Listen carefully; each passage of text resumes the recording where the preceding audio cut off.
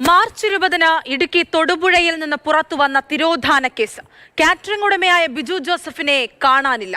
തൊട്ടു പിന്നാലെ 22-ാം തീയതി തൊടുപുഴയിലെ ഗോഡൌണിലെ മാലിന്യക്കുഴിയിൽ അയാളുടെ മൃതദേഹം. സംശയമുന ആദ്യമേ തറച്ചു ബിജുവിന്റെ മുൻ ബിസിനസ് പങ്കാളി ജോമോനിലേക്ക്. പിന്നാലെ പോലീസിന് തെളിവുകൾ ഓരോന്നായി കിട്ടിക്കൊണ്ടിരുന്നു. തട്ടിക്കൊണ്ടുപോയി കൊന്നതെന്ന് പോലീസ് ഉറപ്പിച്ചു. പെട്ടെന്നുണ്ടായ പ്രകോപനമല്ല, ജോമോനും കൂട്ടാളികളും നടത്തിയത് മാസങ്ങൾ നീണ്ട പ്ലാനിംഗ് ആണ്. ക്രൂരമായി മർദ്ദിച്ച് കൊന്നുകളഞ്ഞത്. തൊടുപുഴയിൽ കൊല്ലപ്പെട്ട ബിജുവും ഈ കേസിലെ ഒന്നാം പ്രതിയായ ജോമോനും തമ്മിൽ സുഹൃത്തുക്കളും ബിസിനസ് പങ്കാളികളുമായിരുന്നു. ബിസിനസിനെ ചൊല്ലിയാണ് ഇരുവരും തമ്മിൽ തർക്കങ്ങളുണ്ടാകുന്നത്. തുടർന്ന് ബിസിനസ് പങ്കാളിത്തം അവസാനിപ്പിച്ചു. അപ്പോഴും ബിസിനസ്സിലെ സ്വത്ത് പങ്കുവെക്കുന്നതുമായി ബന്ധപ്പെട്ട തർക്കങ്ങൾ തുടർന്നു. താൻ വഞ്ചിക്കപ്പെട്ടുവെന്ന് ജോമോൻ പലരോടും പറഞ്ഞിട്ടുണ്ട്. ഇതോടൊപ്പം തന്നെ പോലീസ് സ്റ്റേഷനിലും പരാതി നൽകി. ഉപ്പുതറ പോലീസ് സ്റ്റേഷനിൽ വാഹനങ്ങളും ഉപകരണങ്ങളും പങ്കുവെക്കുന്നത് സംബന്ധിച്ച് ബിജുവും ജോമോനും തമ്മിൽ ഒരു കരാറിൽ ഒപ്പുവെച്ചിരുന്നു.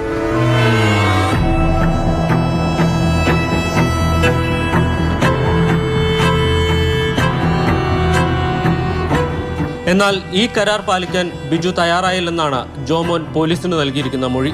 എന്നാൽ കൊല്ലപ്പെട്ട ബിജുവിന്റെ കുടുംബം ഇത് പൂർണ്ണമായും തള്ളുകയാണ്.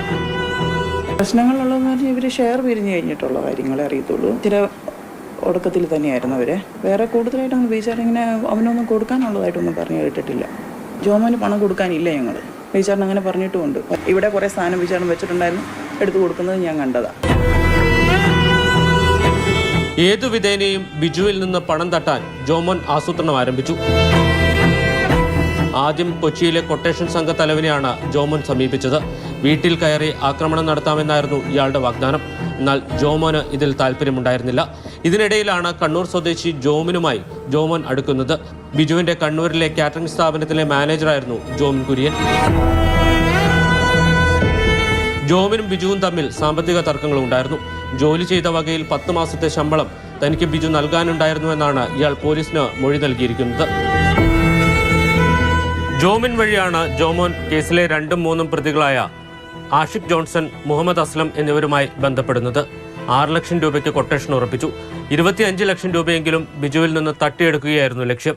12,500 രൂപ ജോമോൻ അഡ്വാൻസായി നൽകി. മാർച്ച് 15-നാണ് നാൽവർ സംഘം ബിജുവിനെ ലക്ഷ്യമിട്ട് തൊടുപുഴയിലെത്തുന്നത്. 3 ദിവസം ബിജുവിന്റെ ഓരോ നീക്കങ്ങളും സംഘം വിലയിരുത്തി.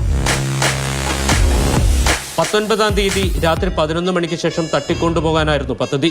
എന്നാൽ പ്രതികളുടെ കണക്കൂട്ടൽ തെറ്റിച്ച് ബിജു നേരത്തെ വീട്ടിൽ മടങ്ങിയെത്തി. പിറ്റേ ദിവസം പുലർച്ചെ 4 മണിക്ക് അലാറം വെച്ചുണർന്ന സംഘം വീട്ടിൽ നിന്ന് പുറത്തേക്ക് പോയ ബിജുവിനെ പിന്തുടർന്നു. ഈ വഴിയിലൂടെയാണ് ബിജുവിനെ കൊട്ടേഷൻ സംഘം പിന്തുടരുന്നത്. കോലാനിക്ക് സമീപത്ത് വെച്ച് ജോമോൻ വാഹനം ഉപയോഗിച്ചുകൊണ്ട് ബിജുവിനെ തടഞ്ഞു നിർത്തുന്നു.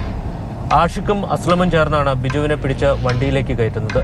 ഈ സമയത്ത് ബിജു ബഹളം വയ്ക്കാനും ചെറുക്കാനും ശ്രമിച്ചു. ഇത് തടയുന്നതിന് വേണ്ടിയിട്ടാണ് മർദ്ദനം ആരംഭിച്ചത്. ഈ മർദ്ദനമാണ് ബിജുവിന്റെ കൊലപാതകത്തിലേക്ക് നയിച്ചത്. ബിജു കൊല്ലപ്പെടുന്നതുവരെ ജോമോനാണ് ഈ കൊട്ടേഷൻ സംഘത്തിന് പിന്നിലെന്ന് തിരിച്ചറിഞ്ഞിരുന്നില്ല.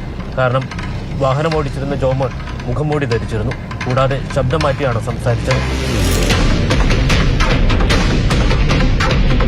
ബിജുവുമായി സംഘം ആദ്യം പോയത് ജോമോന്റെ വീട്ടിലേക്കാണ്. ഇവിടെ വെച്ച് ബിജുവിന്റെ മരണം സംഘം സ്ഥിരീകരിച്ചു. പിന്നീട് ബിജുവിന്റെ മൃതദേഹം ഒളിപ്പിക്കാനുള്ള ശ്രമം ആരംഭിച്ചു. 8 വർഷത്തോളമായി ഉപയോഗിക്കാതെ കിടന്ന ഗോഡൌണിലേക്ക് മൃതദേഹം എത്തിക്കാൻ സംഘം തീരുമാനിച്ചു. ഇവിടെ മാലിന്യം നിക്ഷേപിക്കുന്നതിനായി നിർമ്മിച്ച വലിയ കുഴിയുണ്ടായിരുന്നു. മാൻഹോളിലൂടെ മൃതദേഹം കുഴിയിലേക്ക് ഇറക്കി മാലിന്യ കൂമ്പാരത്തിൽ കുഴിച്ചു മൂടി.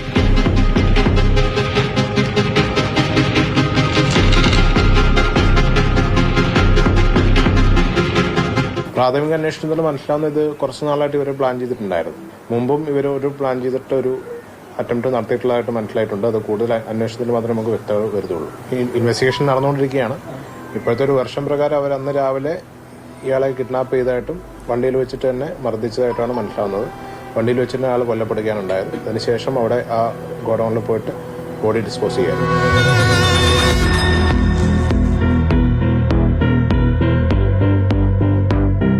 ബിജുവിനെ കാണാനില്ലെന്ന് കാണിച്ച് ഭാര്യ പരാതി നൽകിയതോടെയാണ് പോലീസ് അന്വേഷണം ആരംഭിക്കുന്നത്.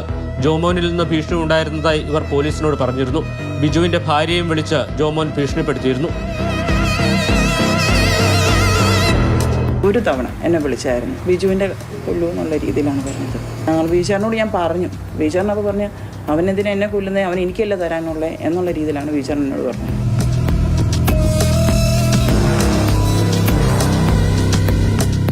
ഇതിനു മുമ്പ് തന്നെ ഈ കേസിലെ 2ാം പ്രതി ആഷിഖ് പോലീസിന്റെ പിടിയിലായി. കാപ്പ നിയമം ചുമത്തി നാടുകടത്തിയ ആഷിഖ് വീണ്ടും എറണാകുളം ജില്ലയിൽ പ്രവേശിച്ചതിനെ തുടർന്നായിരുന്നു അറസ്റ്റ്. ആഷിഖിനെ പോലീസ് പിടികൂടുന്നത് ജോമോന്റെ ഗോഡൌണിൽ നിന്നുമാണ്. ഈ സംഭവങ്ങൾ കോർത്തിണക്കിയ പോലീസ് ജോമോനെ തേടിയിറങ്ങി. ആലുവ റെയിൽവേ സ്റ്റേഷന് സമീപത്തു നിന്നുമാണ് ജോമോനെ പോലീസ് പിടികൂടുന്നത്. കേസിലെ 3ഉം 4ഉം പ്രതികൾ നെട്ടൂരിലെ ലോഡ്ജിൽ ഒളിവിൽ കഴിയുകയായിരുന്നു.